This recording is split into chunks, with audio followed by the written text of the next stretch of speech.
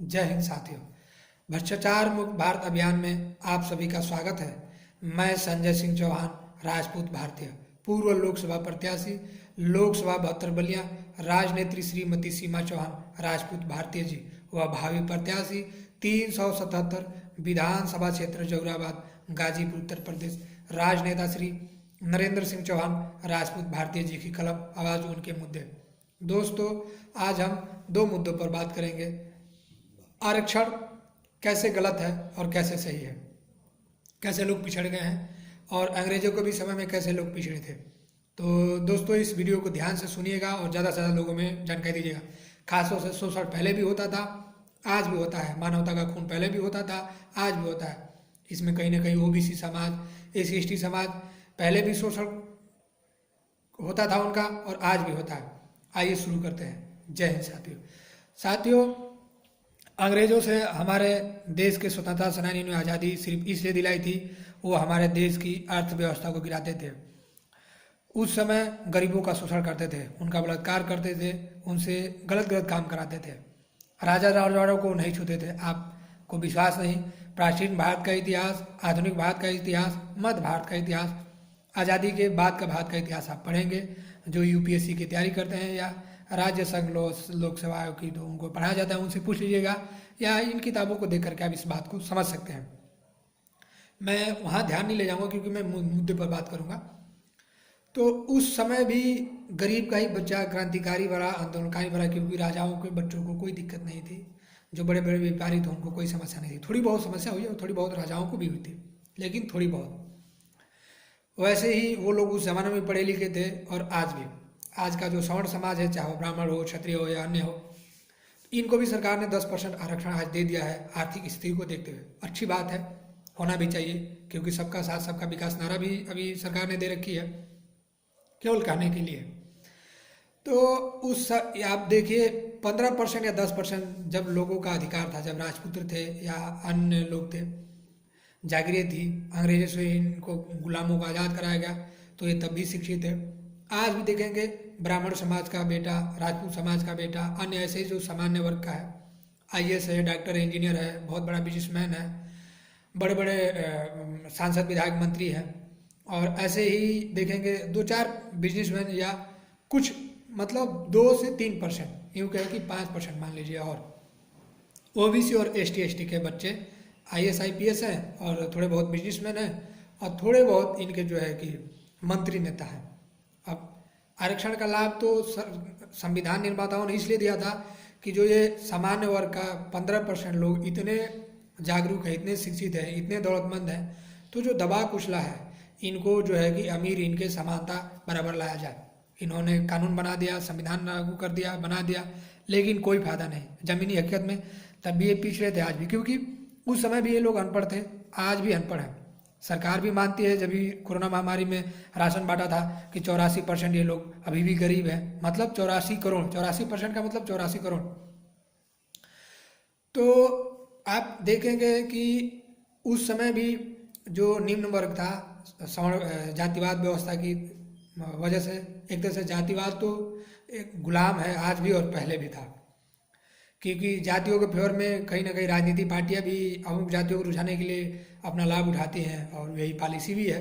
हालांकि वहाँ मैं नहीं ले जाऊँगा मैं आरक्षण की बातों पर। इसमें क्या करते हैं कि जैसे मान लीजिए सवर्ण का अगर बेटा मंत्री, सांसद, विधायक बन गया, तो अपने ही रिश्तेदार उसके रिश्तेदार को बनाने की कोशिश करेगा। यही बात अंग्रेजों के ज़माने में भी थी। अब OBC ST ST का बेचारा तब भी पढ़ा लिखा नहीं था, आज भी पढ़ा लिखा बहुत कम है। तब भी ये गटर में नाले साफ करते थे, आज भी गटर में यही लोग नाले साफ। कई ब्राह्मण का बेटा आपने देखा गटर में नाला साफ करते हुए? एक भी बता दीजिए गटर में जाता है या नगर निगम में सफाई का काम करता है, जो गटर वाला काम होता है, कचरा, या छतरी का बेटा? नहीं ना। SC ST का ही बेटा होगा या कोई कोई OBC का होगा। 1-2% सरकारी नियुक्तियों में सफाई कर्मी लगे हैं, मैं ये नहीं कर रहा, 1-2%, लेकिन 98% तो यही समाज है। इसका कारण है, ग्रामीण इलाकों में आज भी यह समाज नहीं पढ़ा लिखा है। इसको पता ही नहीं कि आरक्षण का मतलब होता क्या है। इस समाज में जो पढ़ा लिखा है, IAS IPS बन जाता है, तो केवल अपने बेटे बेटी, अपने भाई, अपने परिवार का ही सोचता है, अपने अन्य समाज परिवार का वो नहीं सोचता है। जबकि राजपूत भाई एक राजपूत हो गया तो अपने पूरे खानदान आस पड़ोसी का सोचेगा, ब्राह्मण भाई भी अगर एक ऐसा हो गया तो अपने पूरे सबका सोचेगा। लेकिन इनमें नहीं सोचते।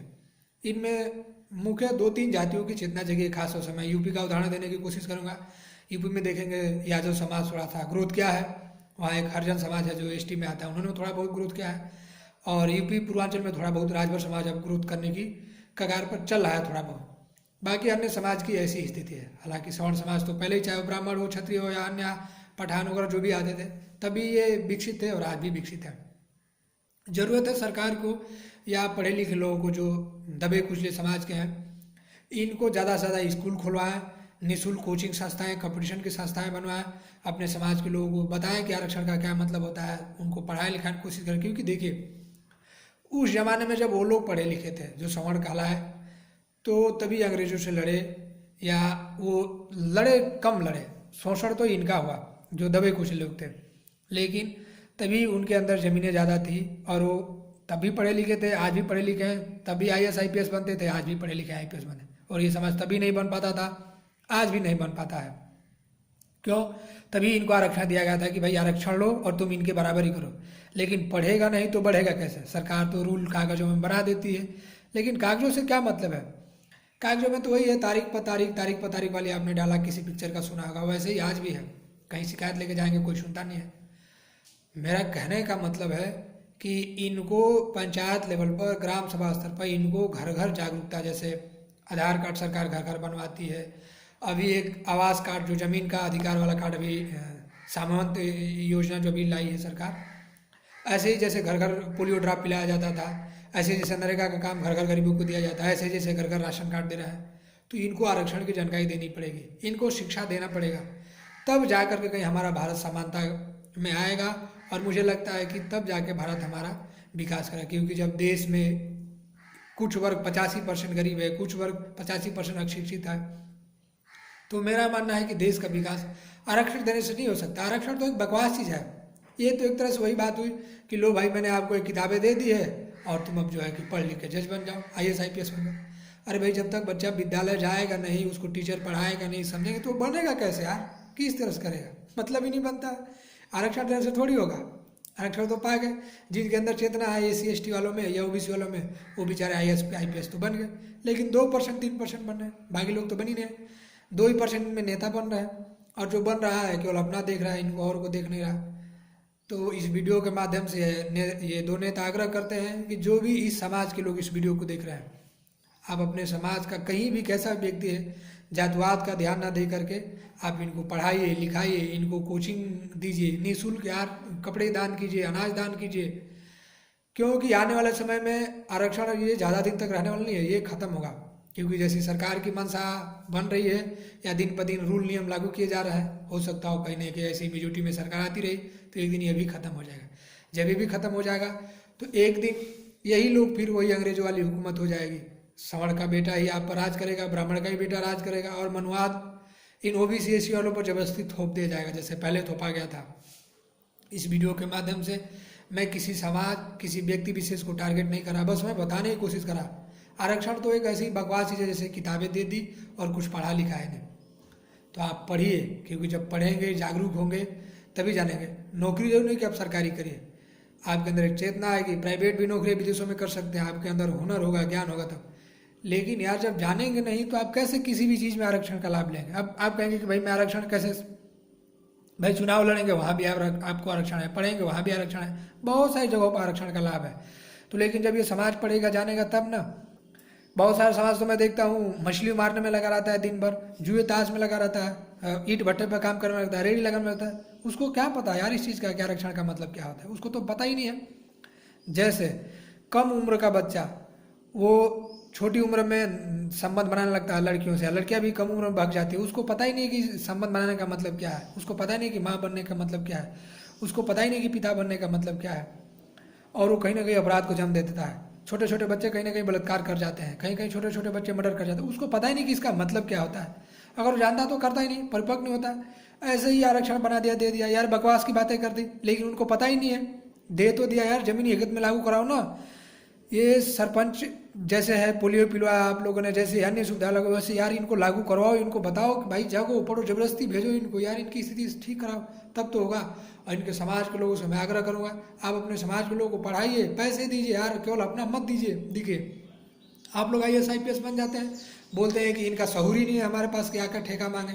आपको लोग को लगता है इनके अंदर चेतना नहीं है। अगर यार ये इतना ही जानता, जागरूक होता, तो आप जैसा IAS PCS नहीं बन जाता, आप जैसा डॉक्टर इंजीनियर नहीं बन जाता, वो सामान्य वर्ग की तरह नहीं सामान्य की श्रेणी में आ जाता। भाई उसके अंदर चेतना नहीं है।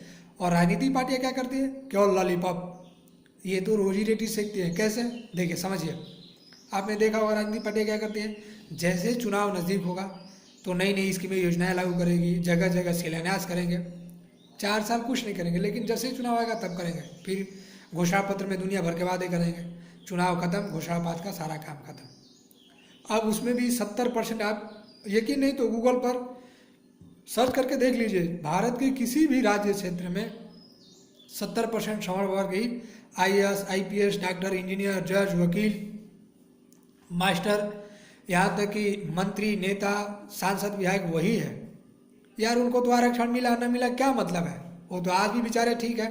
कैसे है, क्योंकि भाई वो शिक्षित है, पढ़े लिखे हैं, उन्होंने शिक्षा को समझा है, अपनी मेहनत की बदौलत उनको आरक्षण नहीं मिलता है तब भी काम कर रहे हैं। और जिनको आरक्षण मिला है तो जानते ही नहीं कि इसका मतलब क्या होता है, वही इसलिए गोबर काच रहे हैं, गटरों में जा रहे हैं, कचरा उठा रहे हैं, टॉयलेट बाथरूम साफ कर रहे हैं, रेडिया लगा रहे हैं, जूते पॉलिश कर रहे हैं, मुर्गी काट रहे हैं, मछलियाँ बेच रहे हैं, मतलब सबसे निम्न स्तर का काम अंग्रेजों के ज़माने में भी कर रहे थे, आज भी कर रहे हैं। क्या आप में से किसी ने देखा है कि सवर्ण का बेटा कभी ऐसा काम कर रहा है? नहीं देखा है। मैं ऐसा नहीं कि सवर्ण विरोधी हूँ, बिल्कुल नहीं, क्योंकि मैं भी सवर्ण समाज से हूँ। मेरा कहने का मतलब है कि केवल एक मानवता के नाते हम सब भारत में भाई भाई हैं।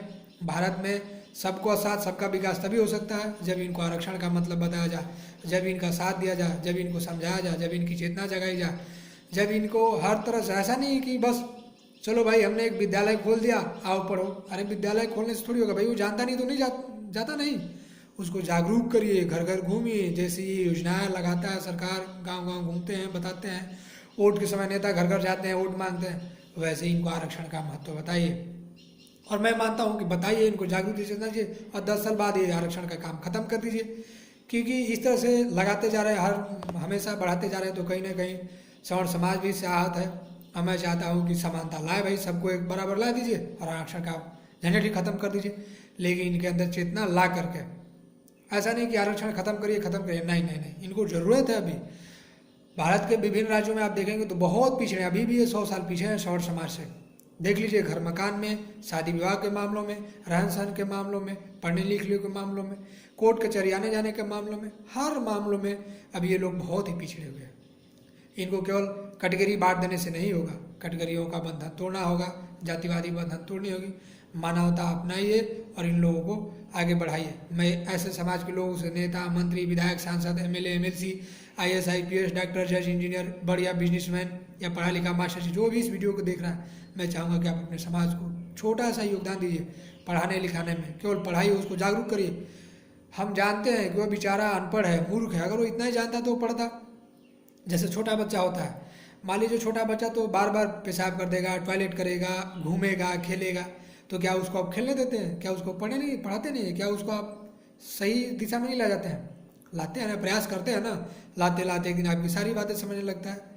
वैसे ही जब इस समाज को आप बार बार करें, क्योंकि उड़नता हो तो ये इसका काम है भाई, जानता नहीं ना, ये जागरूक नहीं है, तो जब इसको बार बार आप समझाएंगे, इसको मोटिवेशन देंगे, तब आएगा। और तब जाके जाति व्यवस्था हमारे देश से खत्म होगी, क्योंकि मानवता का खून कहीं ना कहीं जातिवाद भी कर रहा है। जाति व्यवस्था में संविधान तो लागू कर दिया कि हम किसी भी समाज की बेटी या बेटे से शादी कर सकते हैं, लेकिन कहाँ करते हैं? कोई सवर्ण का बेटा कहाँ हरिजन की बेटी से शादी करता है? कहाँ हरिजन के को अपना दामाद बनाता है, या OBC वालों को ST वालों को नहीं बनाता है ना? या ये लोग भी कहाँ उनके दामाद बना पाते हैं? 1-2% कोर्ट मैरिज करके, या 1-2% कहीं ना कहीं, लेकिन कहाँ हो पाया है? आरक्षण की खाई, कहीं जातिवाद की खाई। तो इसको कहीं ना कहीं आइए हम सब मिलकर दूर करें। अखंड भारत बनाने में, जातिवाद को समाप्त करने में, मानवता को आगे बढ़ाने में, और कहीं ना कहीं आरक्षण को समाप्त करने में। आरक्षण तभी समाप्त हो सकता है जब इनमें समानता आएगी। आज के लिए इतना ही। जय हिंद, जय भारत।